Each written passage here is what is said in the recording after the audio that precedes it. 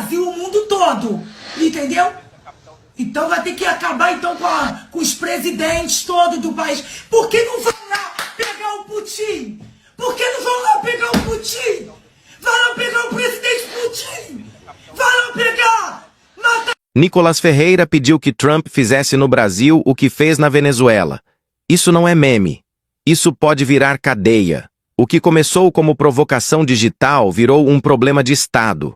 Um deputado federal em inglês, celebrando a captura de um presidente estrangeiro pelos Estados Unidos e desejando o mesmo destino para líderes e juízes da América Latina.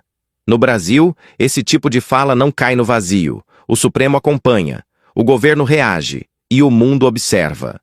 Porque quando a soberania entra em jogo, não existe ironia inocente. Existe consequência. E é aqui que a história vira.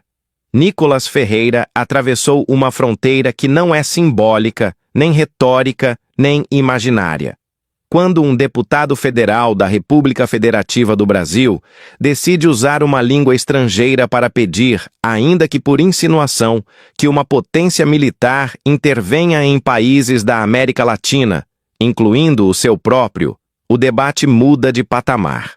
Deixa de ser lacração, deixa de ser molecagem, deixa de ser opinião pessoal, passa a ser um ato político com implicações jurídicas, diplomáticas e institucionais graves.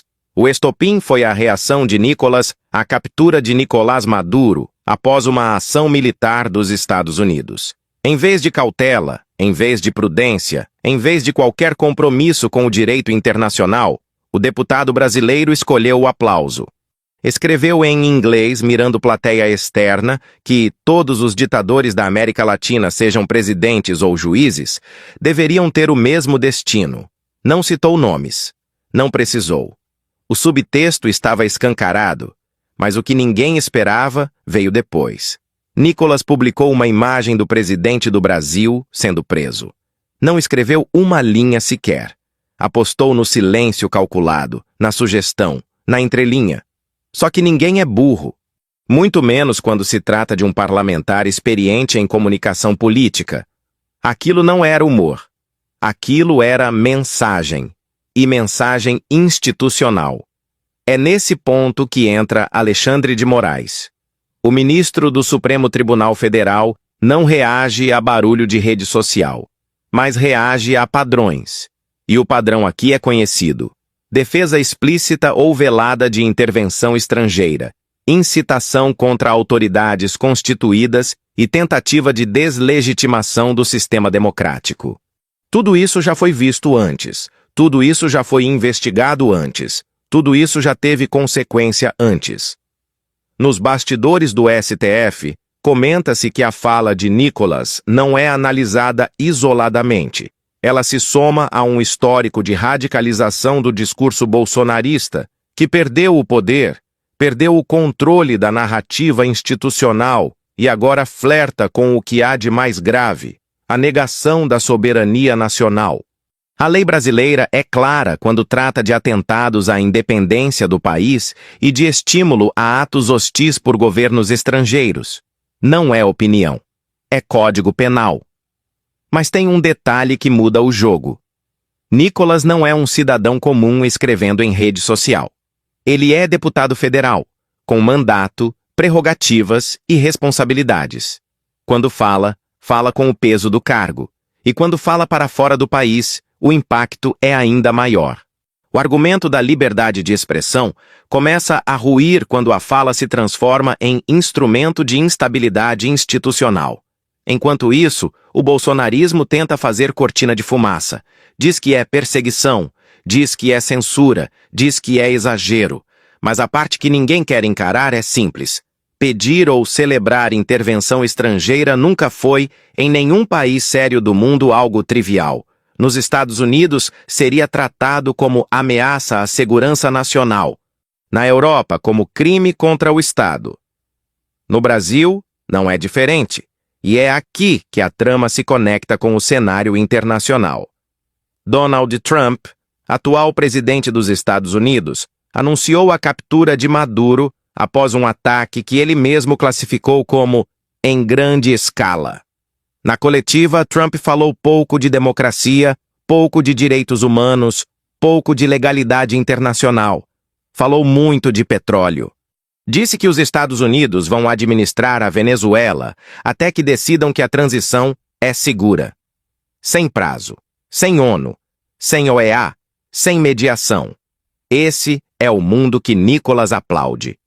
Um mundo onde a força substitui a diplomacia e onde países do sul global são tratados como protetorados temporários. Um mundo em que um presidente estrangeiro decide quem governa, quando governa e por quanto tempo governa. E é exatamente por isso que a reação brasileira foi imediata.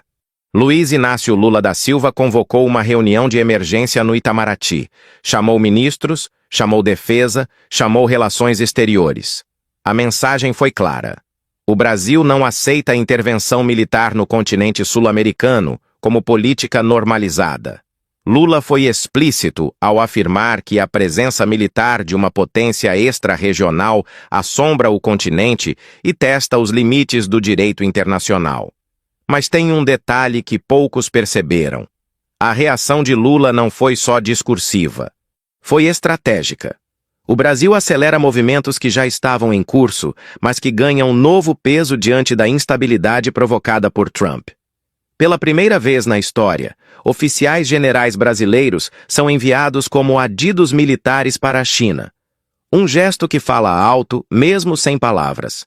Não se trata de romper com os Estados Unidos. Trata-se de diversificar, de reduzir dependência, de afirmar autonomia. Xi Jinping observa tudo com a calma de quem joga xadrez de longo prazo. Enquanto Trump age por impulso, por manchete e por interesse imediato, Pequim constrói influência com paciência e previsibilidade. Lula sabe disso e age de acordo, mas o bolsonarismo parece não entender o tabuleiro. Ou entende e despreza. Quando Nicolas culpa o Foro de São Paulo, Lula e a esquerda por uma suposta conspiração continental, ele não está apenas repetindo um clichê antigo. Ele está construindo uma narrativa que legitima a intervenção externa. Está dizendo, em outras palavras, que a América Latina não é capaz de se governar sozinha, que precisa de tutela, que precisa de correção à força. Essa lógica não é nova, é colonial.